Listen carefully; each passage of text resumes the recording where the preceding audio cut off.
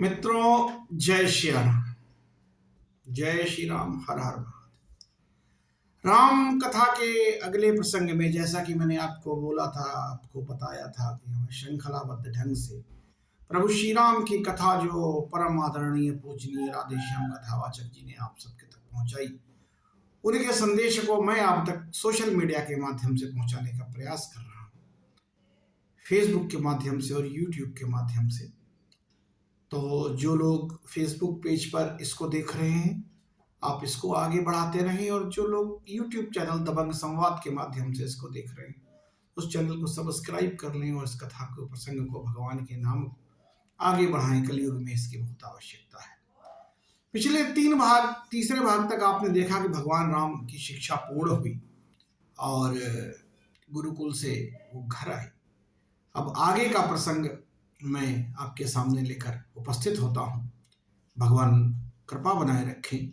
उमापति महादेव सिया और रामचंद्र हमारे ऊपर अपना आशीष कृपा बनाए रखें। बोलो जय सिया राम। तो प्रारंभ करता हूं कि जिस दिन से प्रगटे अवध राम सच्चिदानंद, तब से दिन दूना बढ़ा घर घर में आनंद। कि अब आगे जैसा हुआ सुनिए वही चरित्र, और दशरथ के दरबार में आए विश्वामित्र। कि बोले राजन ध्यान दें सुन कुछ मेरा हाल, बोले राजन ध्यान दें सुन कुछ मेरा हाल, और भक्तों की रक्षा सदा करते हैं भूपाल। कि मैं यज्ञ जिस समय करता हूँ दुख मुझको निश्चर देते हैं, पूजा सामग्री हवन कुंड सब नष्ट भ्रष्ट कर देते हैं। याज्ञिक उनसे यदि युद्ध करें तो यज्ञ कार्य सब खंडित है, फिर धनुआ लेन लड़ूंगा मैं, यह प्रण भी मेरा निश्चित है।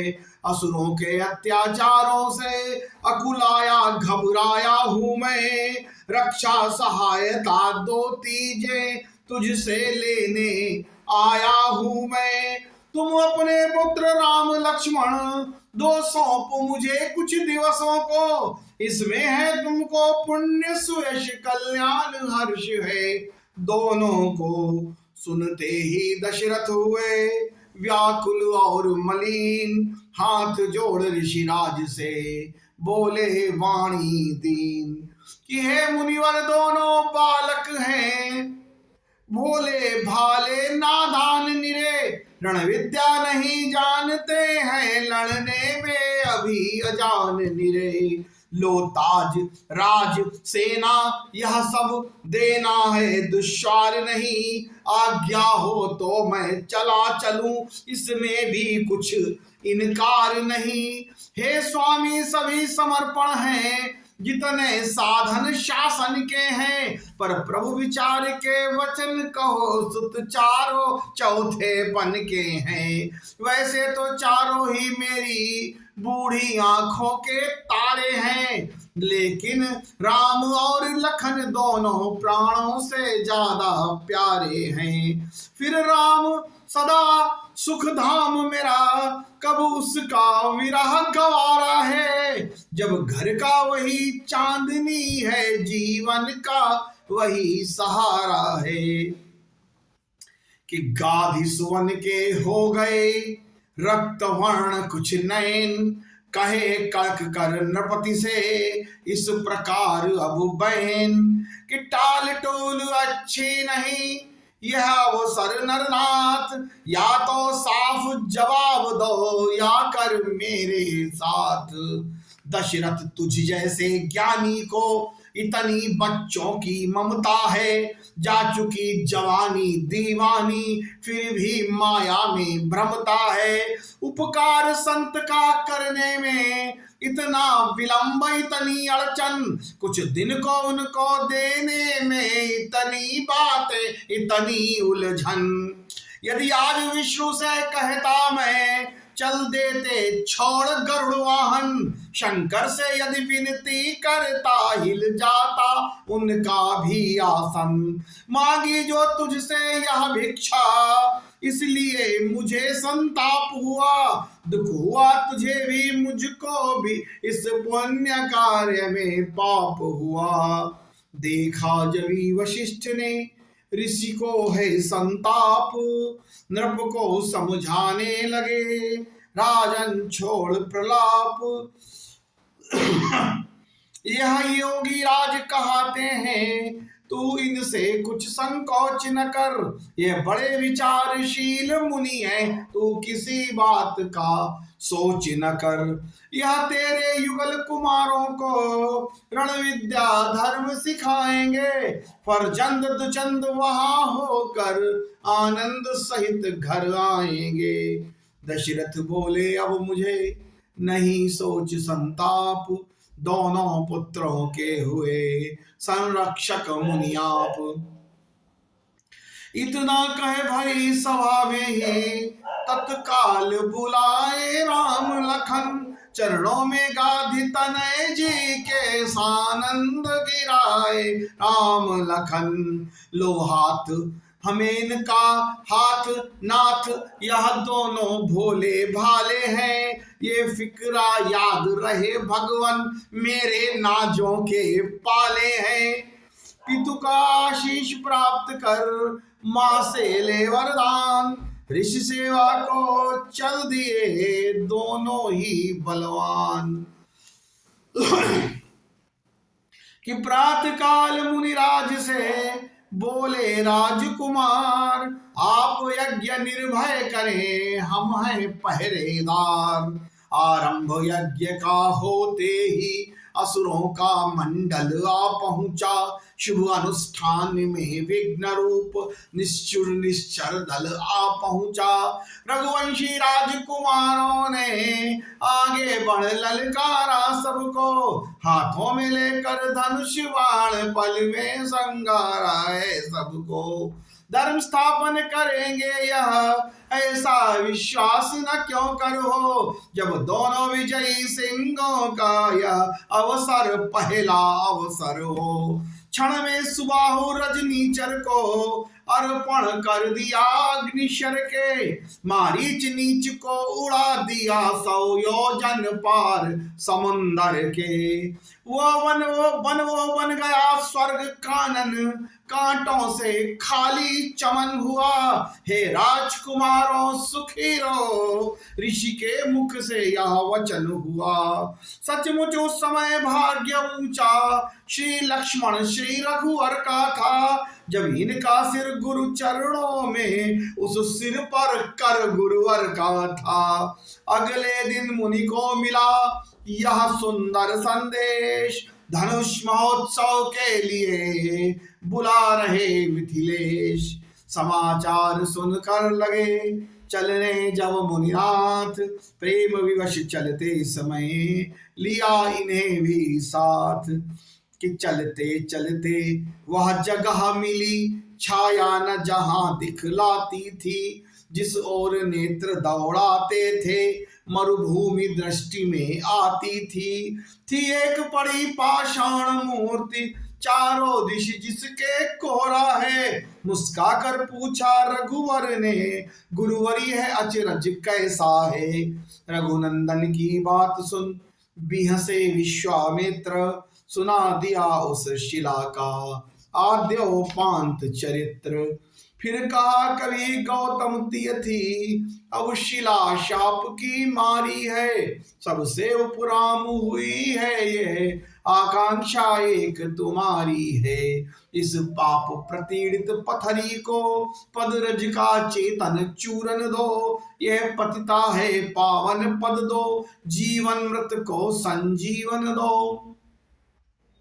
कि छुआ चरण से शिला को राघव ने तत्काल। पदरज लगते हुई गौतम नारी निहाल। हुआ अहिल्या नारी का इस प्रकार उद्धार। मन चाहा वर प्राप्त कर पतिपुर गई सिधार। कि आगे चल 2 दिन रहा गंगा जी का नहान राजकुमारों ने दिया, वहां बहुत कुछ दान। कुछ दिन यूं ही चलते चलते मिथिला अवधेश कुंवर पहुंचे, गुरुवर शिवर के साथ साथ दोनों ही जनक नगर पहुंचे। तब बढ़कर देखा नगर दृश्य रमणीक विचित्र सुहाता था, और मन जहां जहां पर जाता था हर्षित हो वहीं लुभाता था सदाचार सत्कार वहां, अनुरक्ति वहां पर सस्ती थी, कंगाली जहां न बसती थी, ऐसी विदेह की बस्ती थी। पीड़ित अकाल से प्रजा देख राजा हो गया किसान जहां, किस भांति वहां का हो वर्णन प्रगटी शोभा की खान जहां। कि जनक राज ने जब सुना आए हैं मुनिनाथ, स्वागत करने वे चले ब्राह्मण दल के साथ। कि भारत भर के राजाओं में ये राजा योगाभ्यासी थे, कहलाते थे यों तो गृहस्थ पर वास्तव में सन्यासी थे। था समुदर्शी समुद्रष्टापन इनके स्वकीय व्यवहारों में, अर्धांगिनी पर है एक हाथ तो एक हाथ अंगारों में। निज ब्रह्मानंद रूप में यह से बेसुध भरपूर हुए, जब लगे भूलने देह दशा तो नृप विदेह मशहूर हुए। ऐसे विदेह से मिलते ही आनंदित विश्वामित्र हुए, उस ओर राम को देख नृपति रह गए एकटक चित्र हुए। बोले मेरे देश के धन्य भाग हैं आज, हूँ कृतार्थ दर्शन मिले आए श्री मुनिराज। कि हैं आप कृपा निधि विद्या निधि धर्मज्ञ धर्म संचालक हैं, यह श्याम गौर दोनों कुमार किस भाग्यवान के बालक हैं। इनमें कुछ शक्ति अलौकिक है यह मुझे दिखाई पड़ता है, इनका दर्शन कर महाराज मन ब्रह्म मनन से हटता है। टकटकी बनी जाती है कुछ ऐसा अद्भुत नेह हुआ, कहते हैं मुझे विदेह सभी सब पर मैं तो आज विदेह हुआ। मुनि बोले तुमको नृपति हुआ ठीक आभास, ब्रह्मनिष्ठ की दृष्टि में रहता है सब पास।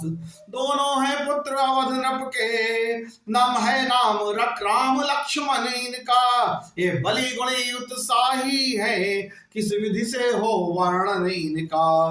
निर्विघ्न कराया यज्ञ कार्य निश्चर समूह संघारा है, गौतम की नारी अहिल्या का पद रज से शाप निवारा है। अब धनुष महोत्सव के कारण यह दोनों भाई आए हैं, राजन तेरे आनंद हेतु हम इन्हें साथ में लाए हैं। दुनिया दर्शन का मेला है, जितना अच्छा है, आगे तो वही होता है जो कुछ विधना ने लिखा है। यह सुनकर मिथिलेश ने किया पूर्ण सम्मान, दिया ठहरने के लिए सुंदर स्वस्थान। इच्छा थी कुछ भ्रमण हो, सैर भी कुछ हो जाए, आज्ञा ले गुरुदेव से चले लखन रघुराय। कि नगर देखने के लिए आए राज अवध किशोर, समाचार सुन छा गए नर नारी चहुओर। कि भीड़ों पर भीड़े टूट पड़ी, गलियों कूचों में द्वारों में सज गई दुकानें, सभी तरफ थी चहल पहल बाजारों में। सत्कार कहीं पानों का था, मिष्ठानों का सम्मान कहीं, देता था कोई इत्रहार, होता था स्वागत गान कहीं।